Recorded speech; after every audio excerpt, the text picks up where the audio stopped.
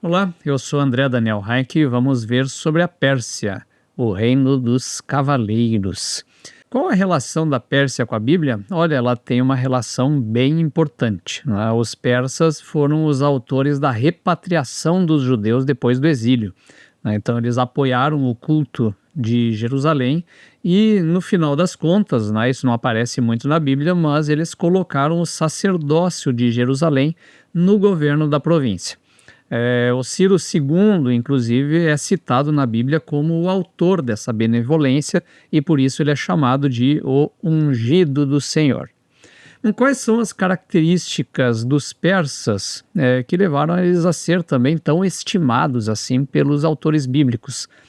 Primeiro, os persas eles são um império oriundo lá do Planalto iraniano, né, ou seja, lá depois dos Montes Zagros, que foram se fixando, né, diversas tribos seminômades que foram se fixando nessas regiões, né, de um vasto e semiárido Planalto, com um predomínio, assim, durante algum tempo, das tribos de Medas e Persas, né? Essas tribos todas ali desse planalto iraniano, elas eram basicamente formadas por cavaleiros e criadores de gado. Então eram grupos de extrema mobilidade, não tinham escrita, né, até a introdução do aramaico já nas fases imperiais. Então é muito difícil de saber uma história dessas tribos seminômades, porque elas simplesmente não tinham uma escrita para deixar a sua história anterior registrada. Eles conquistaram então dessa sua região ali dos Zagros até até a Índia, e mais tarde foram em direção ao Egito e conquistaram inclusive o próprio Egito, né? Então eles foram o maior império da antiguidade, do Antigo Oriente Próximo, muito maior inclusive do que já tinha se visto antes com a Síria e mesmo com a Babilônia. Os persas tiveram a sua ascensão a partir de Ciro II, em 559, e a queda final dele diante de Alexandre o Grande com Dario III em 330. Bom, como é que é o imperialismo dos persas e no que ele era diferente, por exemplo, de assírios e babilônicos? Em primeiro lugar, ficou muito famosa uma política de tolerância, né? Tolerância entre aspas, não porque eles fossem tolerantes e fossem mais bonzinhos do que outros impérios, mas porque eles usavam essa tolerância para o benefício do seu império, né? Então, tinham uma estratégia diferente, né, de cooptar, né, os povos conquistados. Então, Ciro II, por exemplo, é alguém que se apresenta como um restaurador de antigas tradições e restaurador dos deuses. Então, ele se apresenta aos judaítas no exílio como enviado de Yahvé, que ordena que o templo em Jerusalém seja reconstruído, da mesma maneira como ele se apresenta aos mesopotâmicos como enviado de Marduk para restaurar o culto de Marduk na Babilônia, que tinha sido, né, abandonado na época do último rei Nabonido. Então essa é a estratégia dele. Não que ele fosse um piedoso devoto de qualquer um desses deuses, mas ele se apresenta como tal para ganhar a simpatia dos povos em que ele está conquistando, ou pelo menos das elites sacerdotais dos povos em que ele está conquistando.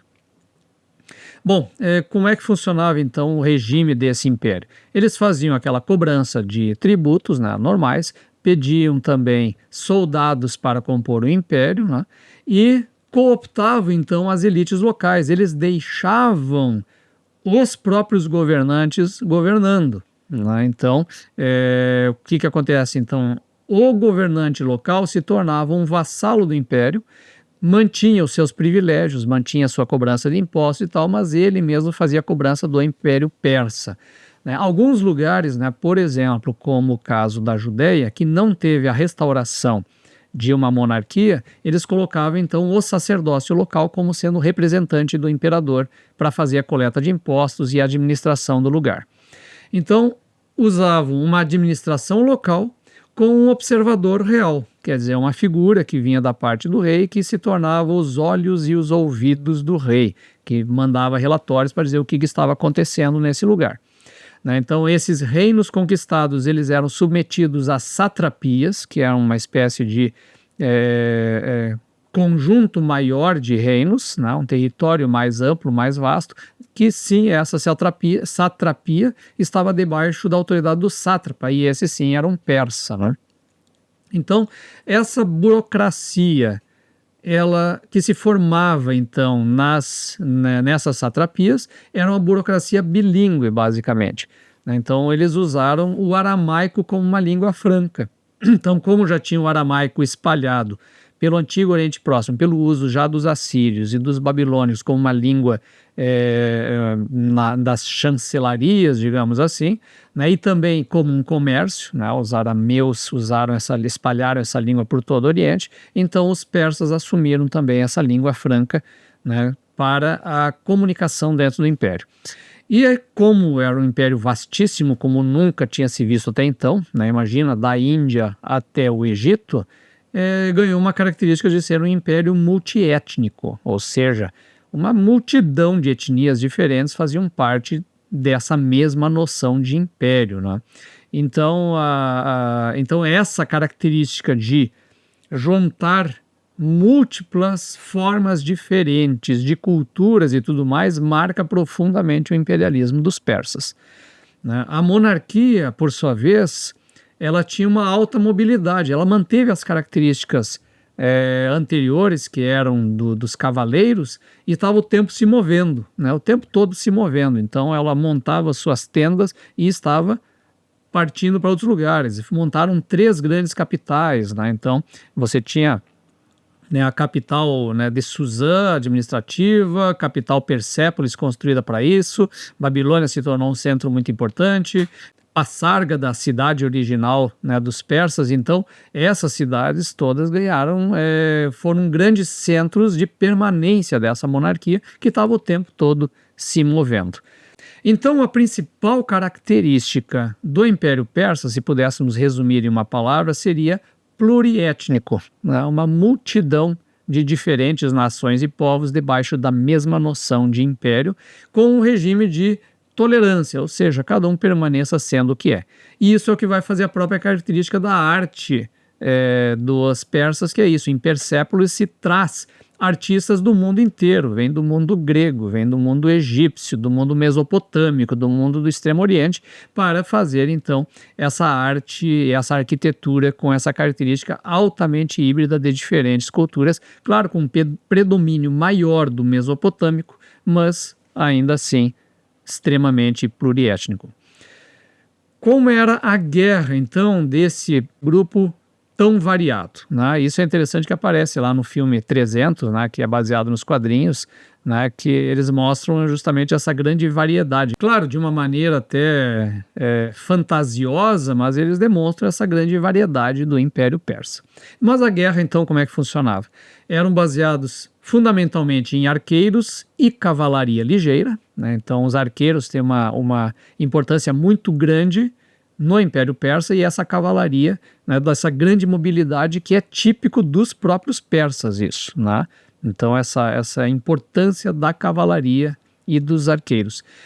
Ficou muito famoso, né, no Império Persa, a presença dos chamados imortais. Eles eram uma tropa de elite com 10 mil guerreiros, exclusivamente persas, né, e que eram 10 mil por quê? Porque sempre que morria alguém em batalha, ele era imediatamente substituído por outro, para manter sempre o número de 10 mil, que era uma espécie de escolta pessoal do próprio imperador. Só que além desse corpo base central, que é o próprio persa dos imortais, tinha os batalhões diversos que eram recrutados, né, das províncias conquistadas, dos reinos conquistados. Por isso que ele vai ter uma característica de batalha muito variada de acordo com os batalhões que estão compondo esse exército. Isso significou, então, uma grande variedade tanto de armamento como de táticas de batalha, né? Essa é a característica pluriétnica do Império Persa. E acabou formando, então, o maior exército até então jamais reunido, né? Uma quantidade militar gigantesca, assim, que muitas vezes é inclusive exagerada, né? Como Heródoto, por exemplo, fala do exército de 5 milhões. Isso aí está fora, assim, totalmente de qualquer possibilidade, mas ele com certeza foi o maior exército da sua época.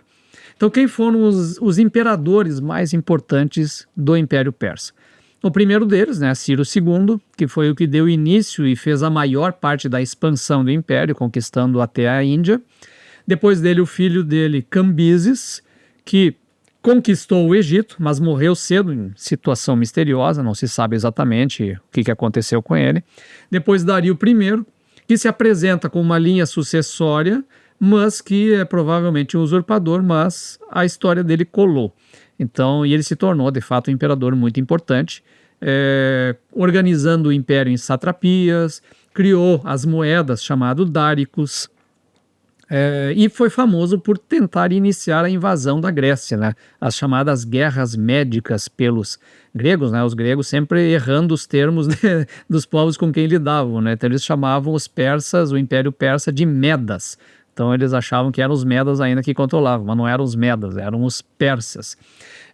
Depois de Dario I, então, ficou muito famoso Xerxes I, né, que filho dele tentou de novo invadir a Grécia, né. Nós brasileiros conhecemos ele melhor como Rodrigo Santoro, que foi o ator que representou Xerxes lá no filme 300, e ele tentou invadir a Grécia, né, e foi derrotado então na batalha depois de Maratona, e lá em Salamina, mas isso depois dele ter feito um estrago gigantesco na Grécia, inclusive tendo destruído e conquistado Atenas lá. Então, a gente fala muito da derrota de Xerxes, mas não foi exatamente uma derrota, ele saiu, né, sem ter conseguido conquistar a Grécia, mas com vitórias muito expressivas também. O Xerxes I, ele na Bíblia geralmente é associado ao Assuero do livro de Ester. Então, só para a gente situar mais ou menos na narrativa bíblica, embora essas histórias do Império Persa não tenham muita importância lá na narrativa de Ester. E finalmente o último realmente rei importante da Pérsia é o Artaxerxes I, né, que assinou a paz então com Atenas, depois estabeleceu relações diplomáticas com os gregos, e ele é famoso pela história de Neemias, né? Então esses imperadores todos aí fazem parte desse período, né, entre o retorno do exílio, né, o início do retorno do exílio com Ciro II, até o imperador Artaxerxes I, que está na época das histórias de Esdras e Neemias, aproximadamente. E esse é o grandioso e gigantesco Império Persa, que teve uma função muito importante na história da repatriação dos judaítas. Se você quer saber mais sobre a relação da história antiga com a Bíblia, fica a dica aqui, ó, Atlas Ilustrado da Bíblia. O link para adquirir está no descritivo aqui abaixo do vídeo.